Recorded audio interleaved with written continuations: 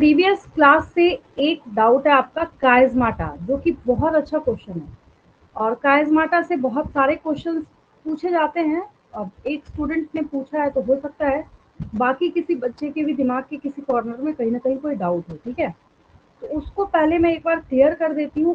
कुछ और चीज़ें मैं आपको क्लियर करना चाहूँगी, क्या उसको समझ लीजिए। पहले चैप्टर ओवर करने के पहले मैंने आपको पहले ही बोला था कि जैसे ही आपने माइटोसिस पढ़ा, माइटोसिस बोलने का मतलब है 4 फेजेस आपने पढ़े हैं, that is prophase, metaphase, anaphase, telophase. याद हो गया सबको, है ना। फेजेस के जो नेम्स हैं बच्चे बच्चे को याद है आपको, उसमें कहीं कोई डाउट नहीं किसी को। फिर क्या है आपके पास, देन जो बात आती है मियोसिस पे। मियोसिस 2 पार्ट में होता है। फिर क्या होगा, प्रोफेज 1, मेटाफेज 1, एनाफेज 1, टेलोफेज 1। फिर क्या होगा, उसके बाद जब मियोसिस 2 पे हम जाएंगे तब आपका हो जाएगा प्रोफेज 2, मेटाफेज 2, एनाफेज 2, टेलोफेज 2। क्या बोलने का मतलब है, माइटोसिस में हम देख रहे थे तब भी हम वही सारी बातें घिसे पिटी देख रहे थे, यही 4 स्टेज है। तो ये तो अच्छी बात है ना कि जो सारे नेम्स हैं वो एक ही हैं। अब कई बार बच्चों की ये क्वेरी आती है कि मैम हम कंफ्यूज कर जाते हैं कौन सा हमें प्रोसेस लिखना, तो क्रिस्टल क्लियर बिल्कुल। अब ना मैं एक बात आपसे पूछ रही हूँ, थोड़ा सा अपना दिमाग लगाएंगे, ठीक है। आपको प्रोफेस 3 जगह देखने को मिला, मतलब एक तीसरा मैं बताने जा रही हूँ आपको। क्या बोलने का मतलब है 3 जगह? आपके दिमाग में क्वेरी आएगी कि ये 3 जगह क्यों बोल रही है, ठीक है। एक आपने माइटोसिस का प्रोसेस पढ़ा, एक प्रोसेस आपने पढ़ा मियोसिस 1 का, और एक प्रोसेस मैं आपको पढ़ाऊंगी मियोसिस 2 का। मियोसिस 2 का जो प्रोसेस है वो जेरॉक्स कॉपी होगा माइटोसिस के प्रोसेस से, ठीक है। लेकिन फिर दोनों में फर्क क्या है? तो नेक्स्ट में फर्क ये है कि जो वो प्रोफेज वाला जो स्टेज वहां पे चल रहा है वो मियोसिस 1 से जो डिवाइडेड सेल है उसके अंदर चल रहा है, अपने आप पता चलता है। अब जैसे पिछली क्लास में, पिछले लेक्चर में मैंने आपको समझाया सारे स्टेजेस जो है वो प्रोफेज 1 के, और उसके लिए मैंने आपको एक ट्रिक भी बताया था कि जिसके अकॉर्डिंग आप क्या करेंगे, सारे स्टेजेस को याद करेंगे, that is leptotene, zygotene, pachytene, diplotene and diakinesis, ठीक है। एक और इंटरेस्टिंग फैक्ट आपने क्या सीखा, मैंने आपको बताया था कि oogenesis के टाइम में अरेस्टिंग हो जाती है। किस चीज की अरेस्टिंग हो जाती है? तो कुछ फेनोमेना ऐसे, जैसे बिल्कुल अगर बेसिक बात में करूँ, मेंस्ट्रुअल साइकिल जो है, ठीक है। तो मेंस्ट्रुअल साइकिल फीमेल की बॉडी में स्टार्ट होता है at the age of puberty, लेकिन अगर हम oogenesis की बात करते हैं वो तो फीटल लाइफ में स्टार्ट हो गया, मतलब जब कोई फीमेल अपने मदर्स वॉर्म में है तभी स्टार्ट हो गया। देन क्वेश्चन इज दैट कि जब ड्यूरिंग फीटल लाइफ स्टार्ट हो गया तो फिर इतने दिन तक वो कर क्या रहा था? क्वेश्चन समझ आ रहा है? तो इतने दिन तक क्या था, वो रेस्टिंग स्टेट में था। अब इसके मैम पहले, समझ जिससे नहीं आया पहले मैम, की, एक बार अब। फिर से क्या बोल रहे हैं? मैम समझ नहीं आया, एक बार और बता देंगे? पिछली क्लास में आप थे संगता? हाँ मैम थे। थे, देखिए मैं इस इमेज की बात कर रही हूँ, देखिए मैंने आपको एक इमेज शो करा था oogenesis पे, मैं दिखाती हूँ आपको।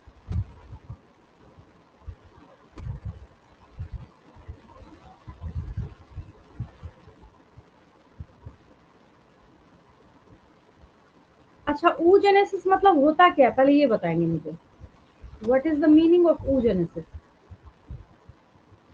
Ma'am, when female started ma'am producing egg gametes, female gametes. फिर से बोलिए। Ma'am, the phenomena of producing female gametes. Phenomena of formation of ovum, ठीक है। तो ये जो oogenesis है, जो समझ नहीं आया आपको, सुनने में है ही अजीब सा ये, जिससे कई बार होता है कि फर्स्ट अटेम्प्ट में जब बच्चे सुनते हैं तो उनको लगता है ऐसा कैसे हो सकता है ना। तो वो भी एक बात है। तो मैं एक इमेज आपको शो करती हूँ, मैंने शायद रफ नहीं दिखाया था आपको तो हटा दिया मैंने, कोई बात नहीं, बहुत सारे हमारे पास इमेजेस अवेलेबल हैं, देख लेते हैं।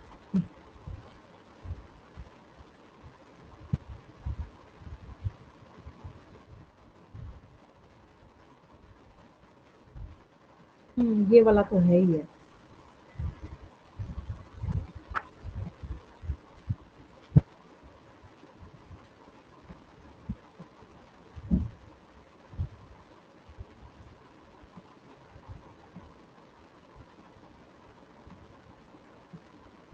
ये दिख रहा है सबको?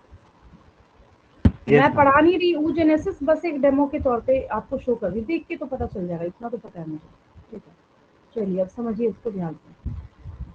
मेरा सिर्फ इतना बोलना है कि जो अभी मैंने स्टेटमेंट दिया आपको, क्या बोला मैंने, जो oogenesis है ये मतलब ओवम का बनना। oogenesis बोलने का क्या मतलब है? अगर कोई आपको oogenesis बोलता है, जेनेसिस में सिंथेसिस और फॉर्मेशन, मतलब ओवम का बनना, तो ये क्या हो गया? oogenesis हो गया। ठीक है, वो भी सही है। यहाँ यहाँ क्या लिखा है? क्या लिखा हुआ है यहाँ पे? Fetal life. Fetal fetal life. ठीक है, आप ही ने बोला फीटल लाइफ। लेकिन ये oogenesis जो है, जब ये प्राइमरी oocyte में बना, स्टार्ट हो गया ये फीटल लाइफ में, मतलब समझ रहे हैं, जब कोई फीमेल खुद ही अपनी माँ के वोम के अंदर होगा तभी स्टार्ट हो जाता है ये। अब समझ आया?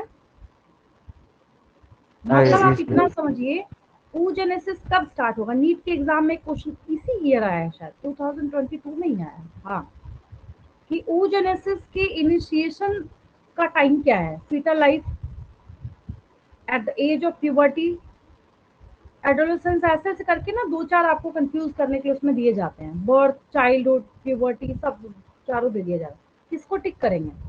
किसको मार्क करेंगे? Fetal life. Fetal life. ठीक है, वेरी गुड। इतनी बात प्रिंट कर लीजिए आप दिमाग में, इसको कोई बदल नहीं सकता।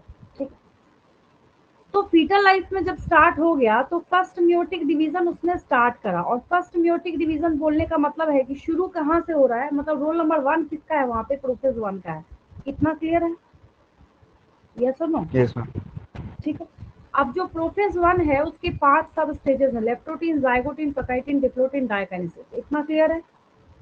Yes ma'am. ठीक है, तो वो जो स्टार्ट हुआ ना, लेप्टोटीन, जाइगोटीन, पकाइटिन, डिप्लोटीन में, तब से लेके मतलब फीटल लाइफ से लेके at the age of puberty तक वो रुका हुआ था। अब आया समझ में? उसके आगे का जो प्रोसेस होगा ना, देखिए फर्स्ट मियोटिक डिवीजन लिखा है लेकिन सेकंड नहीं लिखा है इसमें। सेकंड मियोटिक डिवीजन नहीं लिखा है, ये कोई डिटेल डायग्राम नहीं है, डिटेल में मैं आपको क्लास 12 में बताऊंगी। आपको बस इतनी सी बात याद रखनी है कि ये जो बाउंड्री लाइन आपके पास है यहाँ पे, ये आपके पास क्या है? जो बाउंड्री लाइन है, इस बाउंड्री लाइन के ऊपर का जितना फिनोमेना होता है, बस प्रोफेज 1 का डिप्लोटीन आया ही था। डायकाइनेसिस करने के पहले ही, मतलब पहले ही बोलने का मतलब है डिप्लोटीन में वो क्या हो गया? अरेस्ट हो गया, अरेस्टिंग हो गई उसकी। बस आपको इतना ही याद रखना, यही बोल रही हूँ मैं। अब क्लियर है? Yes ma'am. अब क्लियर है? Yes ma'am. जो डाउट पूछ रहे थे, अब क्लियर है? आगे बढ़ू मैं? हाँ मैम। Yes ma'am. चलिए ठीक है, क्या क्या आपको फिर से मैं वापस रिपीट कर रही हूँ। Time of initiation of oogenesis, notebook में जो मार्जिन होता है ना उसमें भी नोट कर सकते हैं आप। Time of initiation of oogenesis, आप अपने क्लास में किसी बच्चे से पूछिएगा oogenesis कब स्टार्ट होता है, देखिएगा उसका आंसर होगा प्यूबर्टी। वो बच्चा, आपकी क्लास का वो बच्चा आंसर क्या करेगा? At the age of puberty. But that is not the right answer. Right answer is oogenesis is initiated during fetal life. ये कब इनिशिएट होगा? फीटल लाइफ में ये इनिशिएट होगा। ठीक है, पहला आपने यहाँ पे एक बहुत ही मार्वेलस कॉन्सेप्ट सीखा है। दूसरा नीट के एग्जाम का क्वेश्चन, ये भी पूछा गया क्वेश्चन है, दूसरा भी पूछा गया क्वेश्चन है यहाँ पे। क्या दूसरा जो यहाँ पे पूछा गया क्वेश्चन है वो ये है, मेंशन या mark the arresting stage of oogenesis। आपको उसमें लिखा होगा लेप्टोटीन, जाइगोटीन, पकाइटिन, डिप्लोटीन। आपको डिप्लोटीन। बस डिप्लोटीन। इतना ही समझना है आपको। मतलब आप बहुत इंटेलिजेंट हैं, आपने इतना समझ लिया, समझ जाइए कि आप बहुत इंटेलिजेंट हैं। इतना ही याद रखना है आपको। आप इतना सीख गए हैं, ये भी बहुत बड़ी बात है मेरे लिए, क्योंकि 11th में इतनी डिटेलिंग में मुझे घुसना नहीं था। बट आपने पूछा तो मैंने उसको बिल्कुल क्रिस्टल क्लियर कर दिया। ये दो ही कॉन्सेप्ट अभी आपको दिमाग में रखना है। ठीक है, अब आगे बढ़ूँ मैं? Yes ma'am. Yes ma'am. चलिए, तो अभी जो नेक्स्ट आपका डाउट है वो कायस्माटा का है। आपका ये क्वेश्चन है और आपकी ये क्वेरी है कि जब कायस्माटा का डिसोल्यूशन होना ही था तो कायस्माटा बना क्यों? यही ना? हाँ मैम। यस। यही डाउट है। चलिए ठीक है, देखिए हुआ क्या। प्रोफेज 1 में जब हम डिप्लोटीन की पढ़ाई कर रहे थे, किसकी पढ़ाई कर रहे थे? डिप्लोटीन की। तो डिप्लोटीन कि पढ़ाई करते वक्त मैंने आपको कुछ बहुत ही मतलब इंटरेस्टिंग फैक्ट्स बताए थे, जैसे सारी चीज़ें आपने समझ रखी हैं। बोलने का क्या मतलब है कि जो ये क्रोमोसोम का डायग्राम है, इससे मैंने आपको बहुत सारे जो की टर्म्स हैं वो सिखाए थे। होमोलोगस क्रोमोसोम्स है ये। अब ये होमोलोगस क्रोमोसोम्स यहाँ पे एन है, यहाँ पे एन है, यहाँ जोड़े में है, पेयर में है, तो इसको हम डिप्लॉयड कहेंगे। यहाँ पे भी ये पेयर में है तो इसको भी हम डिप्लॉयड कहेंगे। ठीक है, तो ये जो होमोलोगस क्रोमोसोम्स हैं अच्छा, ये 1 यूनिट है या 2 यूनिट है, क्या है ये, व्हाट इज दिस, 1 और 2? One. ठीक है, वेरी गुड। 1, ये कितना यूनिट है? 1 2, unit. 1। अच्छा, इसमें कितने यूनिट हैं? 2 units. 2। मतलब ये है कि सेंट्रोमियर पे जब ये जुड़ा, यहाँ पे अटैच हो गया, चिपक गया, तो इसका जो ये आर्म है, तो ये तो क्रोमेटिड आर्म हो गया। क्या हो गया ये? Chromatid Chromatin. आर्म हो गया। क्रोमेटिड तो है। क्रोमेटिड आर्म्स हैं ये, और इस होमोलोगस क्रोमोसोम की भी यहाँ पे क्या है, क्रोमेटिड आर्म्स है। दोनों में यहाँ पे आपके पास क्या अवेलेबल है, क्रोमेटिड आर्म्स जो है वो अवेलेबल है। ठीक है, ये बेसिक कॉन्सेप्ट है। तो कायस्माटा बनते वक्त क्या होता है, मैं एक और क्रिस्टल क्लियर इमेज आपको शो करती हूँ। यही जो आपको यहाँ पे अलग अलग क्रोमोसोम्स नजर आ रहे हैं, उसमें कायस्माटा फॉर्मेशन का एक सिंपल सा मतलब है। जैसे होता है ना कि कई बार आप चल रहे हो, किसी से टकरा गए, कुछ हो गया, तो कायस्माटा सिंपल सी ये बात है कि उस केस में हुआ ऐसा कि जो दो क्रोमोसोम हैं, उन्होंने अपना क्या किया, जो कायस्माटा वहां पे अवेलेबल है, तो एक जगह ना टच कर गए जाके। पहले तो इतनी सी बात याद रखिए, मैं रीजन भी आपको बता रही हूँ। जब टच कर गए तो आपको 12th क्लास में ना मैं एक टॉपिक पढ़ाऊंगी, लिंकेज एंड रिकॉम्बिनेशन। ठीक है, आपको अभी नहीं जाना उससे, बट ये जो दो टच कर गया ना यहाँ पे, इसको मैं लिंकेज बताऊंगी। और लिंकेज होने की वजह से जब ये फ्रेश होके नया बनता है, तो उसमें आपने क्या देखा, इस पिंक वाले के पास अगर हम इसको रिकॉम्बिनेंट बना दें, तो आपने एक इमेज देखा था जहाँ पे आपने सीखा था कि एक पिंक वाला जो पार्ट है वो रेड वाले को लेके आता है। शायद एक इमेज हमारे पास अवेलेबल है इसके लिए। Yes, ma'am. देख लो। हाँ, ये मैम है आपने ना। ब्लू और पिंक से शो कर। हाँ हाँ, ये Blue ये और वाला, orange. ये वाला, ठीक है ना, है ना। तो हुआ यस क्या, मैम। ये बेस्ट है, बिल्कुल परफेक्ट है, इससे आपको समझ आ जाएगा। तो हुआ क्या यहाँ पे, अच्छा अब वापस आप ही से मैं पूछ रही हूँ, क्या ये रेड वाला जो हिस्सा है इस ब्लू वाले क्रोमोसोम का है? No, ma'am. No ma'am. पता है ये पार्ट नहीं है, जीन्स आपको शो किया जा रहा है। ब्लू वाले के जीन्स जो है वो इंटरचेंज होने की वजह से रेड वाले के कुछ जीन्स जो है वो ब्लू वाले में चले गए, और ब्लू वाले के कुछ जीन्स जो है वो रेड वाले में चले गए। तो कॉम्बिनेशन मतलब आप समझते हैं, लेकिन उसके पहले हम री लगा रहे हैं, मतलब हम किसी दूसरे ग्रह से, किसी दूसरे प्लैनेट से नहीं लेके आए हम इसको बनाने के लिए। हमारे पास ये दो ऑप्शन था, इसी में हमें कलर मिक्सिंग करके जो बनाना था तो बनाना था। तो इसकी वजह से हमने इसको क्या बोला है, रिकॉम्बिनेशन बोला है। क्या बोला है हमने इसको, रिकॉम्बिनेशन बोला है। ठीक है, तो ये रिकॉम्बिनेशन का जो फिनोमेना है, ये हुआ ही है कायस्माटा फॉर्मेशन की वजह से। तो कायस्माटा फॉर्मेशन नहीं होगा, रिकॉम्बिनेशन नहीं होगा। अगर कायस्माटा फॉर्म ही नहीं हुआ तो वो कभी भी रिकॉम्बिनेशन को लीड नहीं करेगा। ठीक है, इसके ऊपर जो पूरा जेनेटिक्स है ना, आपके क्लास 12th का molecular basis of inheritance chapter 6, उसमें बहुत डिटेल से इससे रिलेटेड बहुत सारे टर्म्स, टूल्स, टेक्निक्स, सारी चीजें, क्या होगा, कैसे होगा, सब कुछ आपको उसमें पढ़ाई करनी है। ठीक है, तो पहला जो आपका क्वेश्चन था कि बनेगा क्यों, तो बनेगा ये फॉर रिकॉम्बिनेशन। डिसोल्यूशन होते वक्त क्या, डिसोल्यूशन बोलने का क्या मतलब है, जैसे आप ट्रेन में बैठे रिजर्वेशन करा के, ठीक है, आप एसी फर्स्ट क्लास में बैठे जाके, सेकंड क्लास में बैठे जाके, पता चला कि आपकी जो फ्रेंडशिप है किसी ऐसे पर्सन से हो गई जिसको आप जानते नहीं थे, कहीं से भी आपसे नोन नहीं था वो। तो ऐसा तो नहीं है कि वो जिंदगी भर के लिए रिलेटिव बन गया आपका। वो जैसे ही उतरेगा स्टेशन से, आपके दिमाग में क्या ख्याल आएगा, ओह इतना अच्छा इंसान था, नंबर ले लेना चाहिए था। एग्जैक्टली उसी तरीके से वहां पे उतने टाइम तक आपको याद ही नहीं रहा कि that person is unknown to you. Exactly उसी तरीके से यहाँ पे जब ये दोनों ऐसे चिपक के बैठे हुए थे, तो इन दोनों ने ध्यान ही नहीं दिया कि भाई हमारा कोई एसोसिएशन है नहीं, तो ये यहाँ पे तो थी लिंक। तो वापस जो है ये ब्लू वाला खुलेगा यहाँ से, मतलब ये जो सेंट्रोमियर से ज्वाइन है ये अलग होगा, क्योंकि मैंने आपको एक ये भी तो इमेज दिखाया है कि अभी अभी जो मैंने आपसे पूछा, ये 1 यूनिट है, ये 1 यूनिट है, ये 1 यूनिट है, ये 1 यूनिट है। तो जब ये ओपन होने स्टार्ट होंगे फिर लास्ट में कायस्माटा को बोलेंगे तुम कहाँ रह गए, तो फिर ये कायस्माटा जो है ये भी खुलेगा। खुलने के बाद क्या पता चलता है, अच्छा इसका जो कुछ गुण है वो इसमें चला आया, गुण मतलब जीन, क्योंकि आपके पास जितने एक्सप्रेशन हुए हैं वो जीन की वजह से हुए हैं, ठीक है। इसलिए मैं कभी फीचर बोलती हूँ, कभी मैं जीन बोलती हूँ, कभी मैं ट्रेट बोलती हूँ, ठीक है।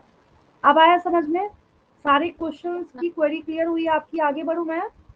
Yes ma'am. चलिए अब हम लोग आगे बढ़ते हैं। अब इसमें अच्छी बात ये है, इंटरेस्टिंग फैक्ट ये है, जिसको कहते हैं ना बेड़ा पार होना, तो इस चैप्टर का ना आपने बेड़ा पार कर दिया। वो तो अच्छी बात है कि कुछ रहा सा आपका डाउट था तो आपने पूछ लिया, और बिल्कुल क्रिस्टल क्लियर जो है सारे जो स्टेप्स है, स्टेजेस है, वो आपने सीख रखे हैं, ठीक है। अब इसके बाद बात आती है कि जब हमें क्या करना है।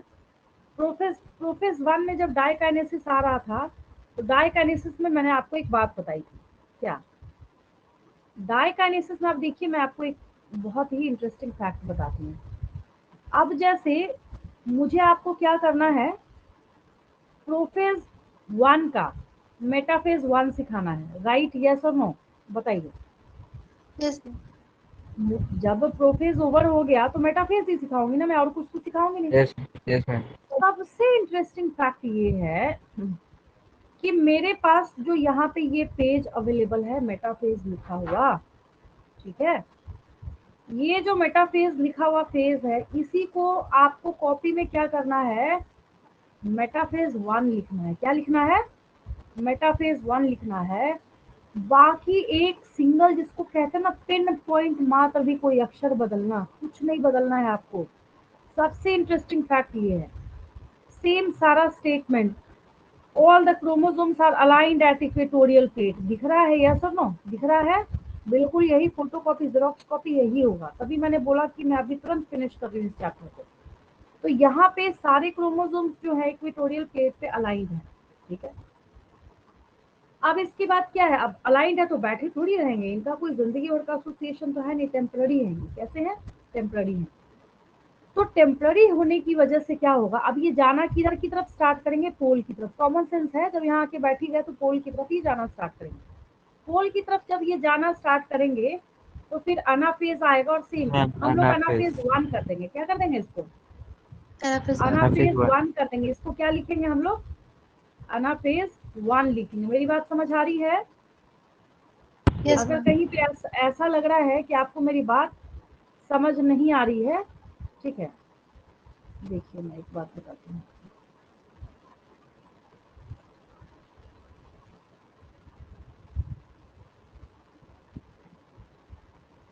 ये जो पेज है इसको मैंने डुप्लीकेट तो किया है, बट ये जा नहीं रहा आगे। अच्छा मैं करूँगी बाद में इसको, ठीक है। मैं क्या बोल रही हूँ, मेरी बात समझ आ रही है? हाँ मैम। अनाफेज यस हम मैम। 1 जब Yes, ma'am. हाँ, मतलब कहीं ऐसा लगे ना कि नहीं बात फंस रही है, इंस्टेंटली पूछिए उसी टाइम, ठीक है। बिल्कुल फ्री है, आप पूछिए तो मैं जल्दी करा पाऊंगी। अब पता चला पूरा ओवर हो गया, बोलेंगे मैडम फिर से बताइए। हाँ एक चीज और है, जो रही सही कसर होगी उसके लिए समय पूरे म्यूजिक का, ठीक है। चलिए, तो अनाफेज में जब मेटाफेज में इक्वेटोरियल प्लेट पे बैठा, तो कॉमन सेंस है कि अनाफेज 1 में क्या जाएगा, ये पोल की तरफ मूव करना स्टार्ट करेगा। सेम वही सारी बातें, क्या लिखा है वो भूल जाइए। आपने क्या सीखा है वो सोचिए। मैंने आपको सिखाया था कि जब इसका मूविंग डायरेक्शन होगा towards the pole, that means कि the direction of centromere will be towards what, equatorial equatorial plate. Plate और पोल, क्या होगा, Equatorial. Yes. Equatorial plate. Direction of centromere, ma'am equatorial plate. Direction of centromere, centromere, ma'am poles की तरफ। Opposite pole. Yes, तो ma'am towards the pole. Centromere तो ये रहा ना जो यहाँ पे, जिसने उसको अटैच करके रखा हुआ है, ठीक है। हाँ तो मैम, वो तो सेंट्रोमियर पोल का की डायरेक्शन, तरफ है. हाँ सेंट्रोमियर का। और जो आप बता रहे हैं मैम, मुझे, आपको क्रोमेटिड आर्म्स का तो शायद आपने इक्वेटोरियल क्रोमेटिड समझ प्लेट. लिया हो, मुझे लग रहा है। हाँ, तो क्रोमेटिड आर्म का डायरेक्शन जो है इक्वेटोरियल प्लेट की तरफ होगा, क्लियर है? Yes ma'am. ये पूरा का पूरा yes, फोटोकॉपी होगा, सिर्फ अनाफेज 2 करना है इसको। क्या करना है? अनाफेज 2 करना है। मैं दोबारा से इसको लिख सकती थी, लेकिन उतने मैम अच्छे से आपने क्लियर नहीं एनाफेज होगा 1 बोला। जितना कि ऐसे क्लियर होगा। मेरी बात समझ रहे हैं? ठीक है, मैनोफेज 1 होगा। मतलब हाँ अनाफेज 1। ठीक है, अब इसके बाद हम टीलोफेज पे जाएंगे। किस पे जाएंगे? टीलोफेज पे जाएंगे। टीलोफेज पे जब हम जाएंगे तो यहाँ पे हम क्या करेंगे? टीलोफेज 1, टीलोफेज 1 जब हम करेंगे तो ये जो क्रोमोसोम क्लस्टर है वो जाके बैठ गए दोनों ओपोजिट पोल की तरफ। जब दोनों ओपोजिट पोल की तरफ जाके बैठ गए तो न्यूक्लियर मेम्ब्रेन, मैंने आपको एक और ट्रिक सिखाया था कि टीलोफेज में जब हम पॉइंट्स लिखते हैं तो बहुत सारे ऐसे पॉइंट्स हैं जो प्रोसेस का उल्टा होता है, ओपोजिट होता है, याद है? Yes ma'am. हाँ। है ना, यस कई मैम, बार सब मैंने ये आपको ये बात रीअपियर बताई के। है। हाँ, जैसे एज फॉर एग्जांपल, अगर प्रोफेज में न्यूक्लियर मेम्ब्रेन डिसइंटीग्रेट होके डिसअपियर हुआ था तो टीलोफेज में ये आएगा, वापस आ जाए। रीअपियर होगा। हाँ, रीअपियर होगा। बस जो प्रोफेज था उसमें क्या हुआ था कि एक ही न्यूक्लियर मेम्ब्रेन गायब हुआ था, इस बेचारे के पास जो वर्क है वो लोड बहुत ज्यादा बढ़ गया, क्योंकि यहाँ पे जो न्यूक्लियर मेम्ब्रेन है दोनों के सराउंड करना है इसको। मतलब एक जो ऊपर वाले पोल की तरफ गया है और दूसरा जो दूसरी, ये देखिए ना, यहाँ भी आया न्यूक्लियर मेम्ब्रेन येलो कलर से जो मार्क्ड है, और यहाँ भी आया न्यूक्लियर मेम्ब्रेन, ये फर्क है। तो ठीक है, और बाकी सारे जो ऑर्गेनल्स है वो आएंगे। आएंगे तो फिर क्या होगा? फिर मैंने आपको साइटोकाइनेसिस सिखाया था, बहुत डिटेल में मैंने आपको कराया है। साइटोकाइनेसिस तो बहुत अच्छा आपने सीख रखा है। फिर जो मैंने आपको साइटोकाइनेसिस सिखाया उसमें मैंने आपको बताई थी ये बात कि अगर एनिमल सेल में होगा तो ये बाहर से अंदर की तरफ होगा, by the formation of cleavage furrow, और अगर प्लांट सेल्स में होगा तो ये अंदर से बाहर की तरफ होगा, by the formation of cell plate. याद आया? Yes ma'am. यस इसके मैम। लिए बिल्कुल क्रिस्टल क्लियर ये टेबल मैंने पूरे पीरियड में आपको समझाया था, है ना? बहुत अच्छे से आपको समझाऊंगा। फिर क्या हुआ? फिर क्या हुआ मैं बताती हूँ, देखिए। उसके बाद एनसीईआरटी का, हाँ ये रहा। उसके बाद क्या हुआ? आपने प्रोफेज 1 कर लिया अभी अभी, मेटाफेज 1 कर लिया अभी अभी, एनाफेज 1 कर लिया अभी अभी, टीलोफेज 1 कर लिया अभी अभी, राइट? बात समझ आई? Yes ma'am. Yes ma'am. अब जैसे ही मियोसिस 1 स्टार्ट होने वाला होगा, सॉरी मियोसिस 2 स्टार्ट होने वाला होगा, क्या स्टार्ट होने वाला होगा? मियोसिस 2। तो अच्छा मुझे एक बात बताइए, अभी जैसे 31 दिसंबर को रात के 12:01 जैसे ही होता है तो देखेंगे सब पटाखे जलाना स्टार्ट कर देते हैं, एक दूसरे को न्यू ईयर विश करना स्टार्ट कर देते हैं। हर एक मोबाइल नेटवर्क आपको मैसेज कर रहा होता है कि sorry for heavy congestion on our network.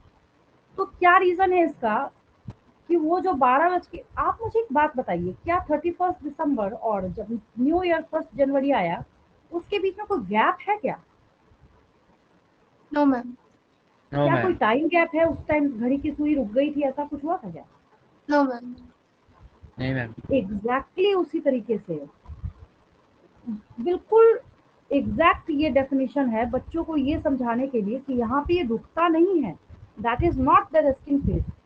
तो मियोसिस 1 के बाद जब मियोसिस 2 स्टार्ट होने वाला है तो उसको हम लोग इंटरकाइनेसिस कहते हैं। क्या कहते हैं? इंटरकाइनेसिस कहते हैं। मतलब क्या है, बिल्कुल अगर इन शॉर्ट लिखा जाए तो द गैप बिटवीन बोल दिया जाता है but there is no gap, कोई गैप है नहीं वहां पे। ठीक है, तो बोलने की बात होती है यहाँ पे इंटर काइनेसिस। इंटर मतलब होता है बीच में और काइनेसिस में डिवीजन होता है। कभी कंफ्यूजन हो तो इसको स्प्लिट करके देख लेंगे, अपने आप आपको सारी स्टोरी जो है वो क्लियर हो जाएगी कि what is the meaning of this inter kinesis. ठीक है, अब इसके बाद क्या है, लिख लीजिए इसको, क्या जाता है एक लाइन लिखने में, the gap between meiosis 1 and meiosis 2। अब क्लियर है? Yes ma'am. बस ये कोई गैप होता नहीं है, सबसे बढ़िया वो एग्जांपल है। अब जैसे सपोज कीजिए आपका जो बर्थडे है वो 1 जन को है, ठीक है, या 1 जन का तो मैंने एग्जांपल दे ही दिया न्यू ईयर वाला। सपोज कीजिए कि कल बर्थडे है किसी का, ठीक है, तो आज रात की 12 बजे आप सोएंगे तो ऐसा तो नहीं कि कहीं घड़ी की सुई रुकेगी कुछ देर के लिए, फिर कोई अलार्म बजेगा, बोलेगा बस अब तैयार हो जाओ तुम्हारा बर्थडे स्टार्ट होगा, ऐसा तो नहीं होता। कहीं कोई गैप फेज नहीं होता वहाँ पे। वहाँ पे क्या होगा, वो चलता रहता है। वो हमने डिवाइड करा है उसको, ये सेल नहीं बता रहा आके कि भाई मुझे डिवाइड करो। ये सारा जो है ये हमने इसको इतना डिवाइड करा है, तो हमारे लिए ये चीज़ें जो है वो आसान हो गई है। बस हमने ये करने का काम किया है। किसी चीज़ में जितना क्लासिफिकेशन करते हैं वो उतना आसान होता है। ठीक उसी तरीके से जब आप शॉपिंग करके कैरी बैग थैले को भर के लाते हैं, उसमें आपने बुक्स भी रखा, कपड़े भी रखे, जूते भी रखे, सब कुछ रखा आपने, तो आप क्या करते हैं, उसको ला के सीधा फ्रिज में ठूस देते हैं, क्या करते हैं उसको, हम उसको आप क्या सेपरेट करते हैं, क्लासिफाई करते हैं। मतलब वो एग्जैक्ट क्लासिफिकेशन है। अगर आपने उसमें से वेजिटेबल्स निकाला तो आप रेफ्रिजरेटर में ऑटोमेटिकली जाके उसको रखते हैं। आपने अगर बुक नोटबुक्स निकाले हैं उसको आप अपने स्टडी टेबल पे कवर्ड में ले जाके रख देते हैं। फिर आपने शूज तो शूज रैक में ले जाके रख देते हैं। That is classification. तो उससे क्या होगा कि आपको जब किसी चीज की जरूरत होगी तो वहां से आप उठा सकते हैं। और जो आप थैला भर के लाए थे वैसे ही भर के, और अगर आपने ठूस दिया होता फिर क्या होता है। पहली बात तो कुछ चीजें खराब हो जाएंगी रेफ्रिजरेटर में, दूसरी बात आप निकालेंगे तो ढूंढने में आपका दिमाग खराब हो जाएगा। तो हम उसको क्लासीफाई इसलिए करते हैं कि हमारा काम आसान हो, ठीक है, कॉम्प्लिकेशन के लिए हम नहीं करते। अब मजे की बात यह है कि आप अपनी एनसीईआरटी में जब देखिएगा, जब मियोसिस 2 स्टार्ट होता है, क्या स्टार्ट होता है, मियोसिस 2 स्टार्ट होता है, तो ना उसमें एक स्टेटमेंट लिखा हुआ है। क्या स्टेटमेंट लिखा हुआ है वहां पे, कि जो आपका क्या है, मियोसिस 2 है वो माइटोसिस का जेरोक्स कॉपी है। मतलब माइटोसिस के ठीक वहां पे क्या है, वो उसको फॉलो कर रहा है एग्जैक्टली जितना लेक्चर अभी तक मैंने आपको दिया है, वही सेम स्टेटमेंट जो है यहाँ पे भी इस केस में भी आपको लिखा जा रहा है, ठीक है। अब उसकी खासियत क्या है या इसका बेनिफिट क्या है, इससे आपको फायदा क्या होगा, फायदा आपको ये होगा कि ये चैप्टर जो है अब आपके लिए हमेशा के लिए आसान बन गया। बना या नहीं बना, ऑनेस्टली बताइए मुझे, हाँ मैम, इजी हुआ?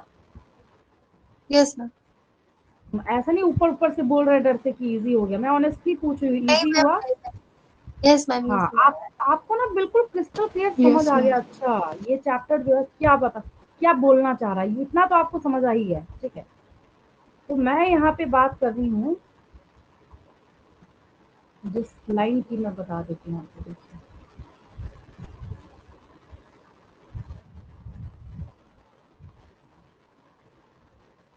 मैम ये लाइन है, meiosis two resembles normal meiosis mitosis. हाँ हाँ, देखिए देखिए, पहले तो ये टीलोफेज 1 बेचारा टर्मिनेट कर रहा है। अब टर्मिनेट करने के चक्कर में क्या है,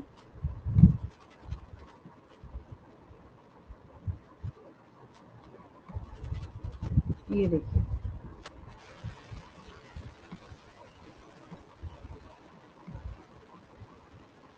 साफ साफ दिख रहा होगा, काफी जूम हो गया, ब्लर है बट कोई बात नहीं, समझ आ रहा है। देखिए, टीलोफेज 1 में आपने क्या किया, यहाँ पे अलग अलग कर दिया। अब यहाँ पे देखिए, अभी अभी जो ये ऊपर जो लिखा हुआ है आपके, the stage between the two meiotic division is called interkinesis, अभी तुरंत यही तो लिखा हुआ है ये, ठीक है। And is generally short lived, भाई होता ही नहीं है शॉर्ट लिव्ड, तो हम लिखेंगे। There is no replication of DNA during interkinesis, ये एक 5 स्टार पॉइंट है। कई बार बच्चे सोचते हैं अच्छा अब लगता है फिर से, भाई फिर से अगर डिवाइड करेगा तो हैप्लॉइड कैसे बनाएगा, यस और नो। अगर इसको यस फिर से मैम। डिवाइड ही करना होगा तो फिर तो हैप्लॉइड बनाएगा ही नहीं।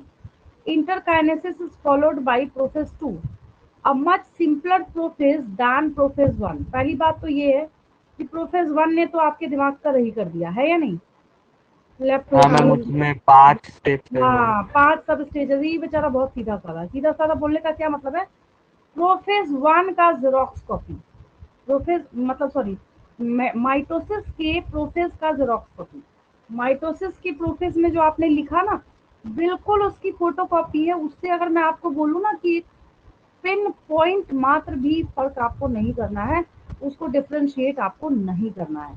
मेरी बात समझ आई आपको? तो अब देखिए, यस मैम। इसको करने का सबसे अच्छा तरीका क्या है कि मैं आपको एक, अभी जो हम लोग टर्मिनेट करने जा रहे हैं, तो मियोसिस का एक ओवरऑल मैं आपको बता देती हूँ, ठीक है। देखिए,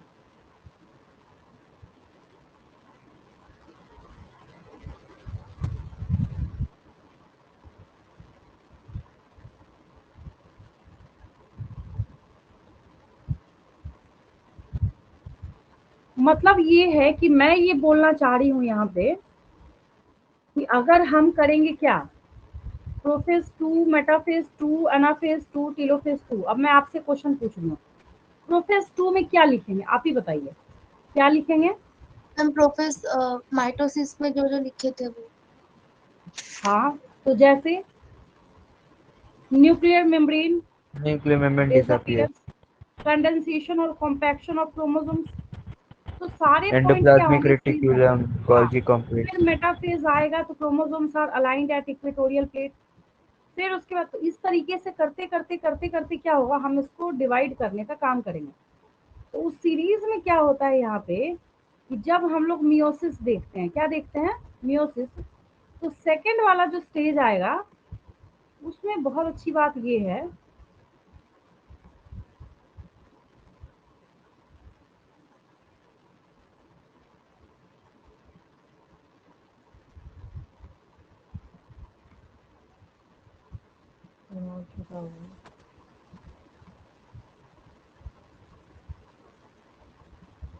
अब इसमें सबसे अच्छी बात ये है, अभी तक क्या किया आपने, ये देखिए इतना छोटा सा डायग्राम है, लेकिन एक चीज आपको नजर आ रही है, ये देखिए ये ना मतलब रिकॉम्बिनेंट डीएनए भी, रिकॉम्बिनेंट क्रोमोसोम भी शो कर रहा है, दिख रहा है आपको, ये देखिए हाँ रेड वाले आर्म के पास ब्लू चिपका हुआ है, यस। दिख रहा है ना। Yes, ma'am. अब देखिए, तो जब हम लोग क्या करेंगे, ऐसा तो हो गया डिवाइड होके इसको मिल गया, तो हम लोग क्या करेंगे, process 2 as usual nuclear membrane disintegrates or disappear, chromosomal material starts condensation or compaction, disappearance of Golgi complex, endoplasmic reticulum, nucleolus, ठीक है। Metaphase, all the metaphase 2, all the chromosomes are aligned at equatorial plate, यहाँ देखिए ये हो रहा है, ठीक है। Then during anaphase, chromosomes are moving towards Pole. opposite pole, ठीक है। Then telophase 2, all the segregated or divided chromosomes are reappears. Arrange at the opposite poles, यहाँ पे ये ऑपोजिट पोल पे अरेंज होके बैठे हुए हैं, ठीक है। टेलोफेज हो गया, फिर क्या All होगा, other साइटोकाइनेसिस। organelles reappear. हाँ, फिर क्या होगा, यहाँ पे साइटोकाइनेसिस होगा, क्या होगा, साइटोकाइनेसिस होगा। तो उसके बाद हुआ क्या, एक्चुअल में जो इतना काम हो गया, और इतना काम होने के बाद इसमें जो सबसे अच्छी बात है वो ये है कि अब जाके जो सेल है आपका, तो उस सेल की क्या खासियत है कि वो 4 हैप्लॉइड सेल्स देगा आपको, क्या देगा वो, लास्ट पेज पे जब देखेंगे एनसीईआरटी में तो आपको साफ साफ दिखेगा वहाँ पे, ये देखिए इसकी बात मैं करती हूँ,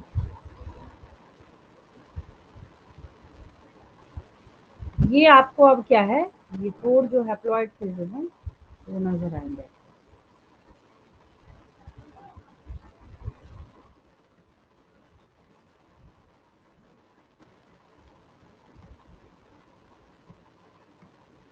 हमने 1 का 2 किया था मियोसिस 1 में, तो ये वाला बोलेगा भाई मैं अपने रास्ते चला, तुम अपने रास्ते चलो, ये यहाँ से अपना 2 सेल अलग अलग बनाएगा और ये यहाँ से अपना 2 सेल, लेकिन अभी अभी तुरंत तो सीखा आपने, यहाँ पे ये 2 है तो 2 है ना ये, यहाँ देखिए क्या हो गया, हैप्लॉइड हो गया, क्या हो गया ये, हैप्लॉइड हो गया, यहाँ भी ये क्या हो गया, haploid haploid haploid. So meiosis 2 leads to formation of 4 haploid cells. Crystal clear है, बिल्कुल Yes, ma'am. क्लियर है यहाँ तक, है ना। अब देखिए इसके बाद बारी आती है सिग्निफिकेंस ऑफ मियोसिस की, किसकी बारी आती है, सिग्निफिकेंस ऑफ मियोसिस की। बहुत आसान है, क्योंकि सिग्निफिकेंस ऑफ माइटोसिस जब बच्चा पढ़ चुका होता है तो उस केस में क्या हो जाता है, सिग्निफिकेंस ऑफ मियोसिस इसलिए आसान हो जाता है कि कई मायने में ये मियोसिस जो है, आप मानिए या ना मानिए, बट बहुत सारे मायने में ये क्या है, माइटोसिस का उल्टा भी बोल सकते हैं, या बिल्कुल अगर उल्टा ना भी बोले तो टोटली 2000% क्या है, उससे डिफरेंट है। मेल जोल तो दोनों के बीच में कहीं भी नहीं है, नाम मात्र का भी नहीं है, रत्ती भर का भी नहीं है, ठीक है। लेकिन नेचर में दोनों जरूरी है, चाहे आप माइटोसिस की बात कीजिए चाहे आप मियोसिस की बात कीजिए। अगर आप सोच रहे हैं अच्छा ठीक है कोई बात नहीं, मियोसिस नहीं हो रहा है तो माइटोसिस से काम चला लेते हैं, तो ऐसा तो कभी भी नहीं होगा, ठीक है। तो जब हम सिग्निफिकेंस ऑफ मियोसिस देखना स्टार्ट करते हैं, क्या देखना स्टार्ट करते हैं? Significance of meiosis. तो मैंने आपको जब डे 1 इसके लिए एक टेबल बनाया था, तो वहां मैंने आपको कौन सी बात सिखाई थी कि meiosis is responsible for decreasement of fluidity of a cell. याद आया? हाँ मैम। Yes, ma'am. मतलब फ्लूइडी को क्या करेगा? वो डिक्रीज करने का काम करेगा। फ्लूइडी मतलब कितना सेट ऑफ क्रोमोसोम उसके पास अवेलेबल है। और फ्लूइडी डिक्रीज करने का मतलब क्या हो गया कि अगर डिप्लॉयड सेल आप देख रहे हैं तो उसको आप क्या कीजिए? हैप्लॉयड बनाने का काम कीजिए। एक बहुत मार्वेलस पॉइंट मैंने आपको सिखाया था कि माइटोसिस में ठीक है, कोई बात नहीं, हम लिखेंगे कि मेंटेन्स फ्लूइडी ऑफ द सेल, लेकिन ये भी तो हम लिखते हैं कि माइटोसिस जो है वो सिर्फ सोमैटिक सेल में होगा और उसी की रिस्पॉन्सिबिलिटी लेगा। जबकि जब हम मियोसिस की बात करते हैं तो ये जनरेशन आफ्टर जनरेशन फ्लूइडी को मेंटेन कर, जनरेशन आफ्टर जनरेशन बोला मैंने, ठीक है। साफ साफ देखिए यहाँ पे आपको मेंशन किया हुआ है, meiosis is the mechanism by which conservation of specific chromosome number of each species is achieved। क्या रीजन है? अगर गेमेटोजेनेसिस के टाइम में हाफ नहीं हुआ होता तो किसी ऑर्गेनिज्म में क्रोमोसोम का नंबर मेंटेन करना इम्पॉसिबल था, ठीक है। 92 हो जाता है। हाँ बिल्कुल। achieved across generations in sexually reproducing organisms even though the process। यहाँ पे आगे जब हम देखते हैं तो reduction of chromosome number by half, मतलब ये तो आप शुरू से ही पता नहीं कितनी बार आपने लिख रखा है कि क्रोमोसोम के नंबर को क्या करेगा? ये हाफ कर देगा। अब देन यहाँ पे it also increases the genetic variability. क्यों जेनेटिक वेरिएबिलिटी? अभी अभी आपने काजमाटा वाला डाउट पूछा था मेरे मैम से। रिकॉम्बिनेशन होता है। हाँ, तो यह वहां पे क्या हो रहा था? जेनेटिक वेरिएबिलिटी आया है क्योंकि वहां पे मिक्सिंग हुई है एक पॉइंट पे जाके। तो इन द मतलब उसमें वेरिएशन किया है। हाँ वही वही वही population of organisms from one generation to the next। Variations are very important for the process of evolution।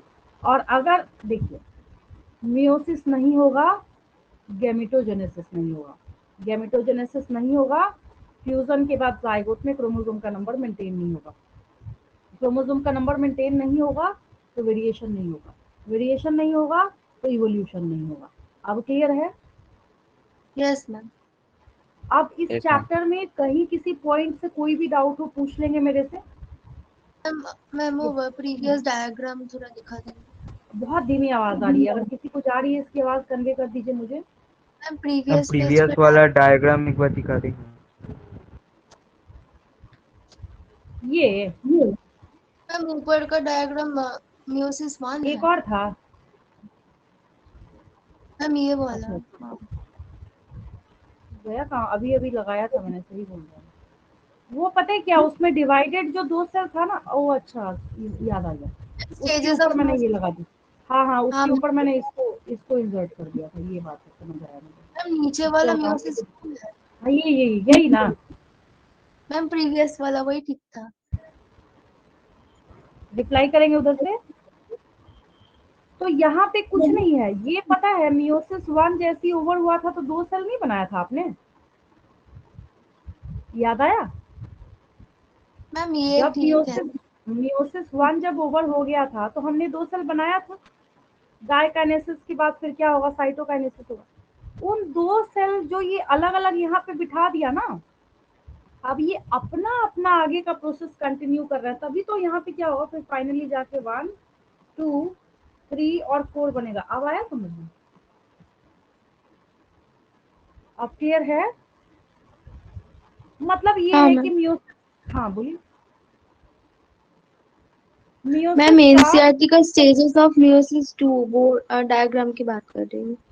अच्छा, उस डायग्राम की ये देखिए, यहाँ देखिए इस हाँ डायग्राम मैम। में क्या है, यहाँ पे ये जो आपके पास अवेलेबल है क्रोमोसोम, तो ये जो क्रोमोसोम है यहाँ तो पेयर में बैठा हुआ है ना, पेयर में, ठीक है।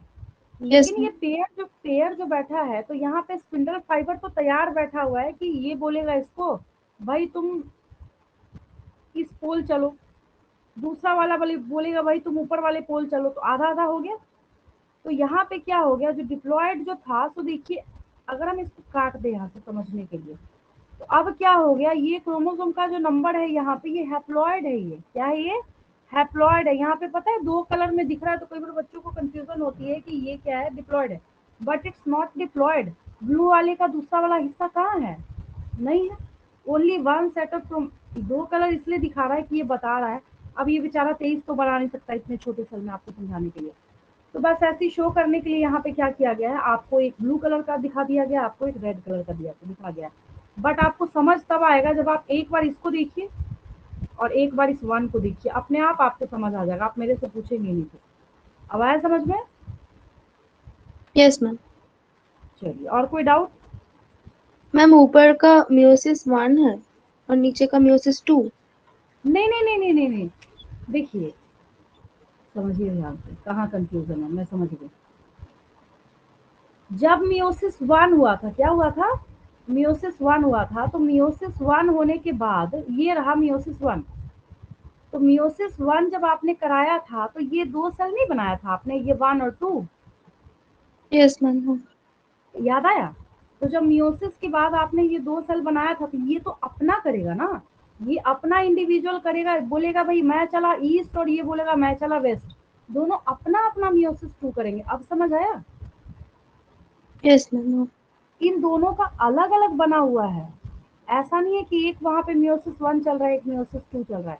अब है क्रिस्टल क्लियर?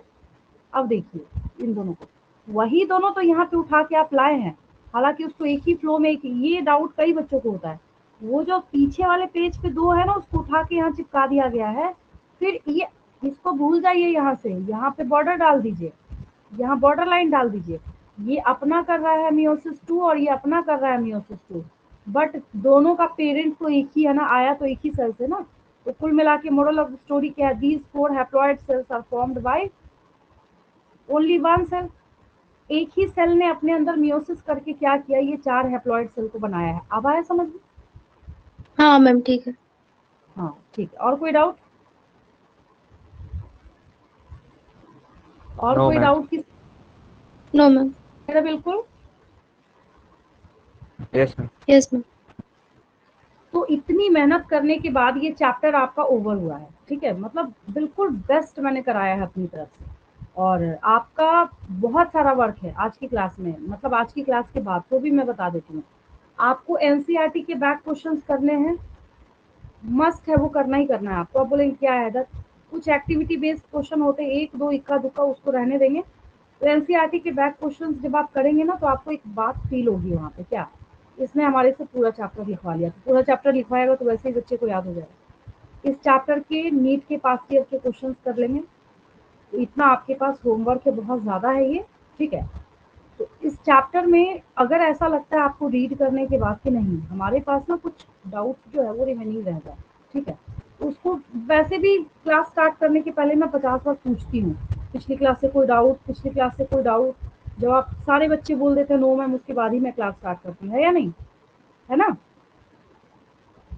तो इसको पूरा प्रिपेयर करेंगे, तैयार करेंगे इस तरीके से। मैं तो यही सोच के चल रही हूँ कि मेरे जितने बच्चे यहाँ पे पढ़ रहे हैं सब नीट में सिलेक्टेड हैं, ठीक है, तो वैसी तैयारी भी तो करनी पड़ेगी। अब टीचर बहुत खुशी में सोच रहा है, बट आप पढ़ाई नहीं कर रहे हैं तो वैसे भी काम नहीं चलेगा, ठीक है।